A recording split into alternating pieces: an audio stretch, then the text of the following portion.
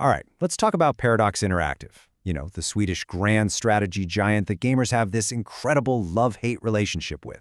See, they make these super deep simulation games where you're not just a general, you're running an entire nation, economy, politics, the whole shebang, often for centuries.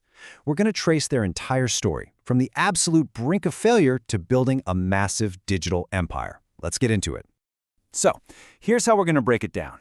We'll start with their roots in tabletop gaming, then cover the huge split that really defined who they are. After that, we'll hit their golden age in the 2010s, take a deep dive into their wild relationship with their community, and finally, look at the big challenges they're facing today as a major corporation. And to kick things off, you just got to hear this quote from their longtime CEO, Frederick Wester. This pretty much says it all, doesn't it? They are laser-focused, almost brutally so, on a hardcore PC audience that will not put up with junk. That belief has really been their guiding star for decades. Okay, let's rewind, way back to the 1980s. Before Paradox was ever a name in video games, their story actually starts in the world of pen and paper, with tabletop war games and RPGs. So it all starts in 1980 with a little company called Adventure Spiel, which was just importing American games into Sweden. Their first big hit was their own Swedish RPG, Drakar Octamona. But then, fast forward to the late 90s and the parent company goes bankrupt. It was a total disaster. But in this classic Phoenix rising from the ashes moment, the tiny video game division gets bought out, and that's when Paradox is truly born. And this is where everything changes. Their first huge hit, the game that would set the course for their entire future, was Europa Universalis. It came out in 2000, and it was an adaptation of this legendarily complicated French board game. Turning that mess of rules into a PC game was a huge gamble, but it paid off. It became their signature move, proving there was a massive appetite for super demanding games that didn't treat players like idiots. But, you know, success is rarely a straight line, right? That first big win didn't mean it was all smooth sailing. Actually, the early 2000s threw them into a major identity crisis. The company had to figure out what it really was, which led to this massive split that created the Paradox Interactive we know today. And this slide really lays out that fork in the road. On one hand, you had Paradox Entertainment. They were the parent company, and they wanted to go Hollywood, basically. Buy up brands like Conan the Barbarian, make movies, the whole thing. On the other hand, you had a small group of developers who just wanted to make really deep, nerdy strategy games for the fans they already had. So, in 2004, they split. That second group became Paradox Interactive, and they doubled down hard on their niche. But even after choosing their path, they had a huge problem under the hood. Technically, they were running on fumes.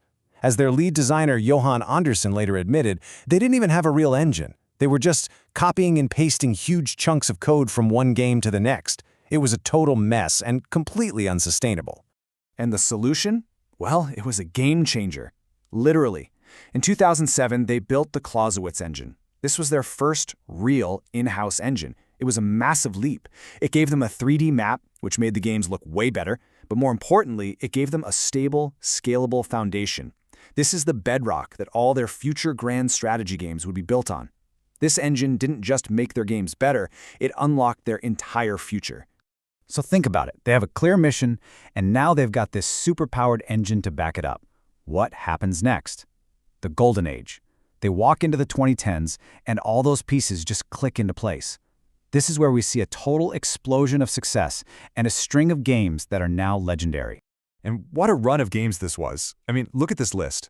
These are the absolute titans. You've got Crusader Kings 2, this wild mix of strategy and RPG about family drama and backstabbing.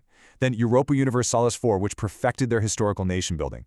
Followed by Hearts of Iron 4, an unbelievably detailed World War II sim. And then Stellaris, their first and wildly successful jump into sci-fi. And this just shows you how fast things were accelerating.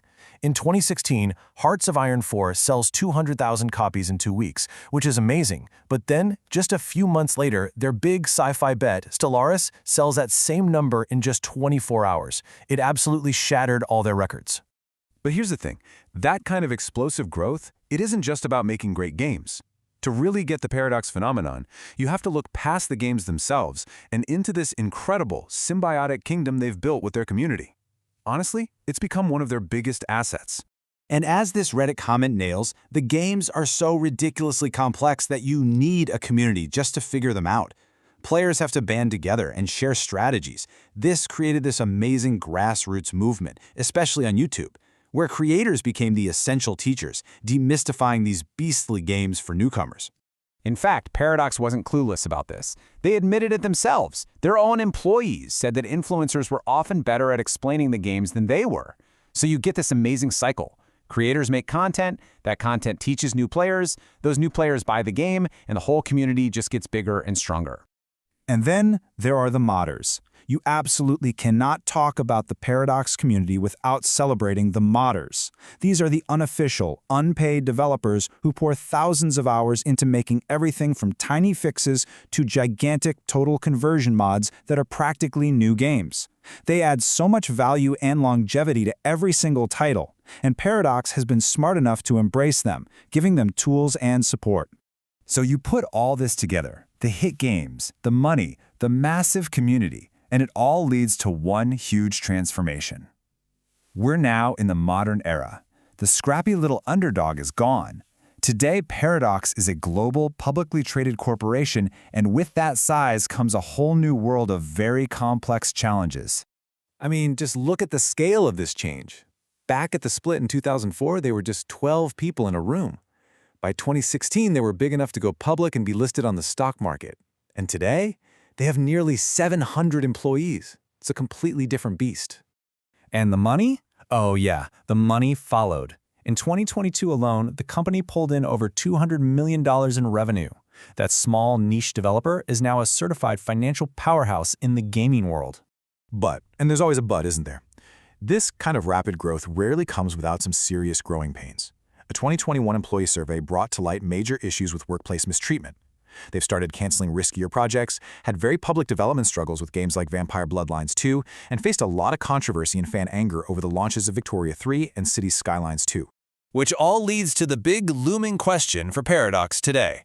After this incredible journey from a tiny passion project to a giant corporation, can they hold on to what made them special? Can they keep that unique bond with their fans?